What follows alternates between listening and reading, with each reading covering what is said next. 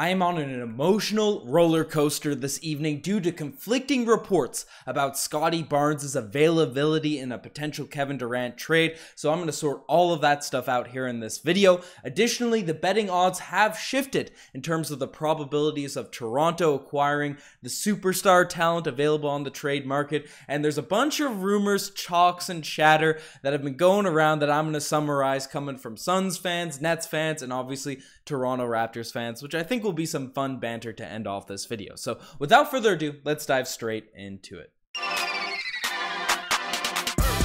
Hello everybody, Ben Rogers here, the Raptors Digest, breaking down the latest news surrounding the free agency period for the Toronto Raptors, and it has been a whirlwind. It has been a bunch of chaos over the past few days, and we've got a lot of videos coming out. Definitely check out our most recent video on the Raptors cap situation following the Otto Porter Jr. signing, because that's a pretty in-depth video, so definitely check that one out after if you haven't. But we continue on with our quest for Kevin Durant. That's right, we're on the journey, we're all in this together, and I always forget to ask people to subscribe, so if you want to continue this quest, the Raptors Digest Raptors fans, subscribe to the channel. It really helps us out. But the first thing we're talking about, is just as said, the emotional roller coaster that I think myself and a lot of Raptors fans have sort of rode on throughout this evening, because it started off, right? We got a report coming out from Mark Stein, essentially saying that the Raptors have several excellent players under contract, but zero on the hands-off list, giving them lots of opportunity when it comes to proposing Durant deals.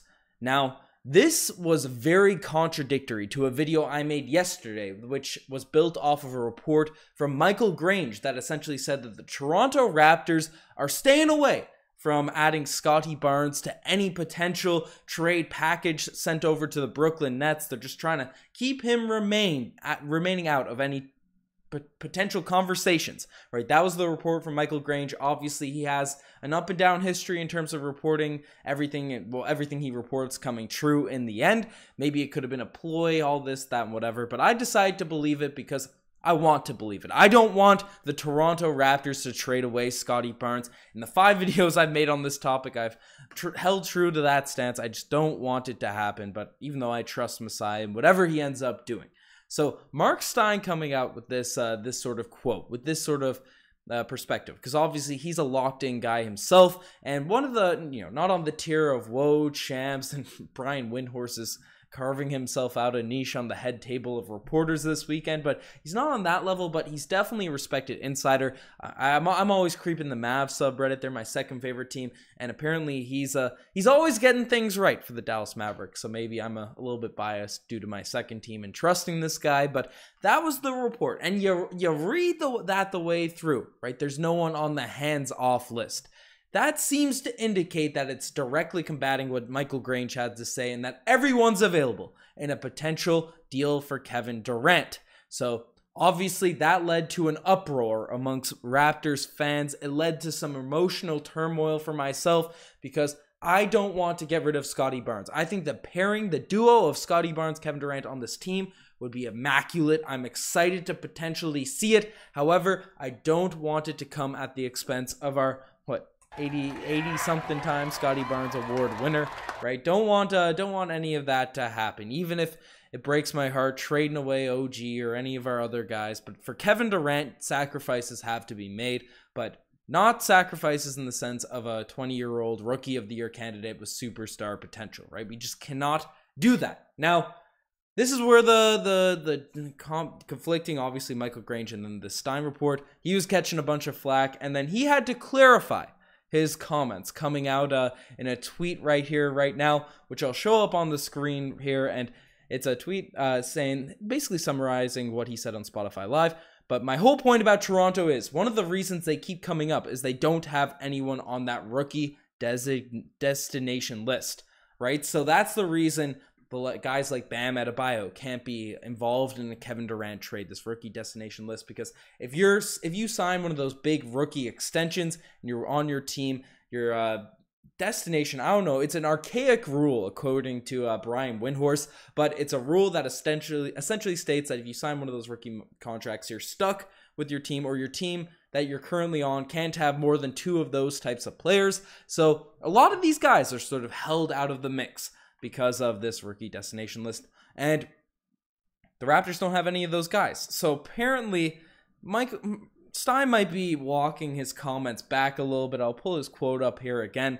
But he's essentially saying that original quote didn't have anything to do with the availability. Goes on to say that it says that he was misinterpreted to mean that every Raptor is available.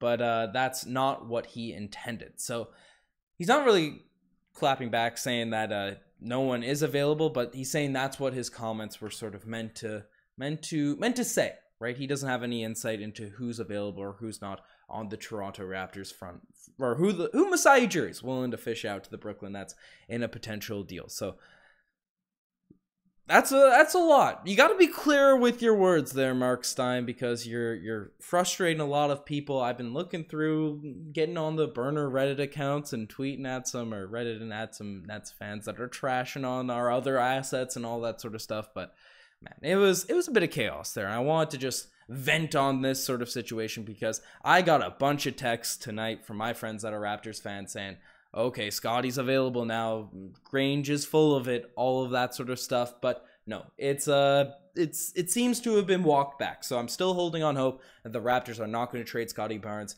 Hoping it's not going to happen. I'll get into some drama with some people on Reddit saying some stuff to end off the podcast, but that is what it is. That's the summary of that there. Now, I forgot to make the chapters for this one, the cool little graphics that pop up. But the betting odds have once again shifted for the Toronto Raptors in terms of, getting closer and closer and closer to acquiring Kevin Durant. Now, I recite it on every video. We buy into betting odds, favorites. I'll probably buy into them more than what even Woj or any of these guys are talking about on the talking heads of the media. Vegas, they got to earn their money. They got to know the actual odds. They got the true insiders. And Phoenix continues to go down. Or it's flipped in terms of how the odds books are presented. But the probability that the Suns are going to acquire Durant continue to slowly decrease, and the Raptors have skyrocketed and continue to increase there. Now we're at currently a plus 250 to acquire Durant. At the start of this morning, it was about 550. I think in the video I said earlier, it went down to 350. We're at 250 right now. As the day goes along, we continue to get more and more likely that the Raptors are going to make this deal happen. Now, Windhorst did come out on ESPN, said he still expects the high chance that he'll end up with the Phoenix Suns, but it's looking like it's going to be impossible without a third team sort of in the mix to send Kevin Durant to the Phoenix Suns. But the Raptors continue to make their presence known, make themselves felt. Apparently, the discussions are equally as much with the Phoenix Suns as they are with the Toronto Raptors. So that's some wild news. I did the probability flipper for in terms of Durant's what the plus 250 really means in terms of statistics that you study in school and all that, and it's roughly 30%. And it's just crazy to think because the odds 2 days ago, right when this initial trade request broke out, it was only at 3%. It was only at 3% there. It's went up 10 times just in the past 2 days, and these restricted free agents aren't even available to sort of be dealt with at this point. Because I think this is going to get drawn out for the next few days, but we'll sort of see. We'll sort of see what's happening. I don't know. That's the odds, man. If once we hit the Phoenix Suns, get on the plateau of the Phoenix Suns, assuming the trajectories continue, chaos will be unleashed, and not that it hasn't already. So that's the wildness there. Yeah, don't have the cool graphics, but I'm ending this video off with just a bunch of drama I've been seeing. I've been peeping throughout Reddit, Twitter, all that sort of stuff.